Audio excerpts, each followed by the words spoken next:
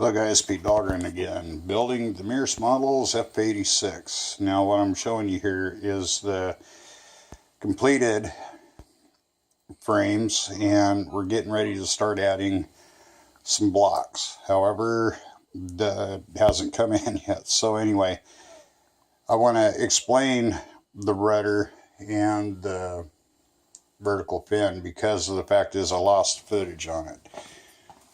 It's pretty straightforward. Now, when I build these, I kind of put this stuff in here so that it does, it just stays together. And then I can come back when I get ready to sheet it.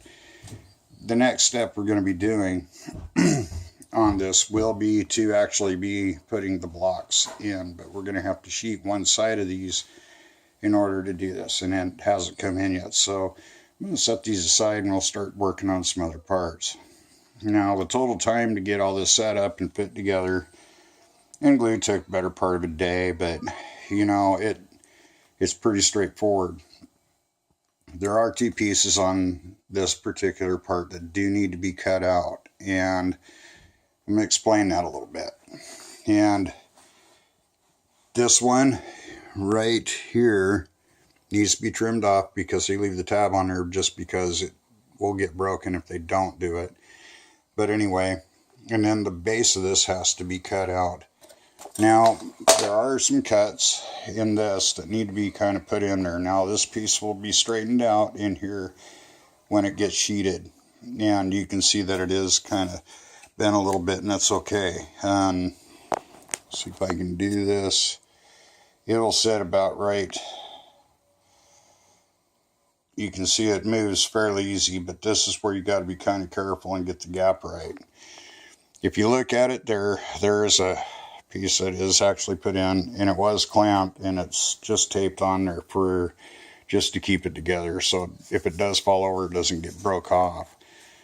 Now, right in here, there will be a balsa block installed into that, and it'll have to be fit in.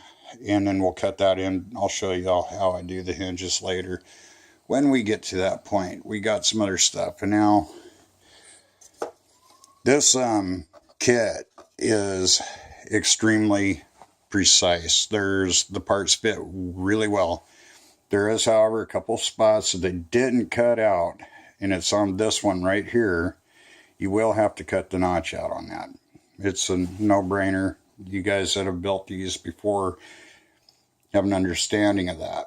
So it is glued with Gorilla Glue, and I do use syringes as I've shown in the prior videos. And the glue joints do not come out sloppy. They come up looking really, actually very nice. And stuff dries clear, and it just works well. The Gorilla Glue that I use is a non-foaming type, and it works extremely well. And if you look back and you are seeing how it goes, you should have, you know, a really nice clean project by the time you get done in here. Now, I use the tubes for alignment purposes, and as you can see, they are straight as a gunshot. When you look down at and you view it, it's just amazingly straight. And these things come out that way, and it's the same with the elevators. Just make sure, like I've done in the other videos, that you build a right and a left, and make sure that when you're building this, you don't build two left sides or two right sides, or whatever the case may be. It's pretty well self-explanatory. I've shown how to build this, and this particular part of the build is probably the hardest part of it. And then we're going to turn over to these and actually get in and start building the sub-assemblies. And there is a lot of building that goes into that needs to be laminated and done actually right. So it looks like a big nightmare over there, but it's really not. And as you see, I'm building this in the basement.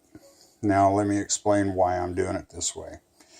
I'm doing this not, knowing that a lot of people do not have they either have a spare room in their house or the deal, and we're building this basically in the rec room downstairs, and you'll see more of it And I still have packing peanuts and everything else from unboxing this. I got a little excited. But anyway, guys, this is not a hard kit to build. It's not a first time kit. And I can't emphasize that enough. If you've never built anything like this may be a really interesting opportunity for you. But if you're going to build a jet and you want to save some money, this is the way to go. These kits are outstanding. They're very, very well thought out. They did a beautiful job when they designed this. And quite honestly, guys, you've seen me literally, these took about 20 minutes to put together. They're very, very, very tight.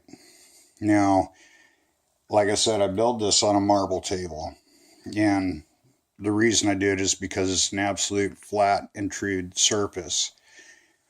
Now, the next part of the build video we're going to be doing is actually going to be building a wooden rail.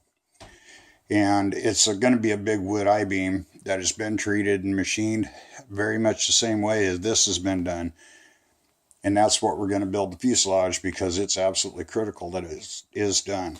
Now, guys, you'll notice that none of these tubes are glued in. There's a reason for that. They got to be massaged a little bit. And it's so that they will actually fit in and out. I will be building in a type of lock setup for in here that will go in here that will actually lock into the fuselage with some set screws. Now, that being said, the next part of this build is going to be adding all the parts that go in this to make everything else work. Now, the servo boxes have to be built, and those we're going to go through, and we're going to look at a lot of different things here. They need to be done in a certain fashion so that it looks good. They got to be real tight and everything, and they'll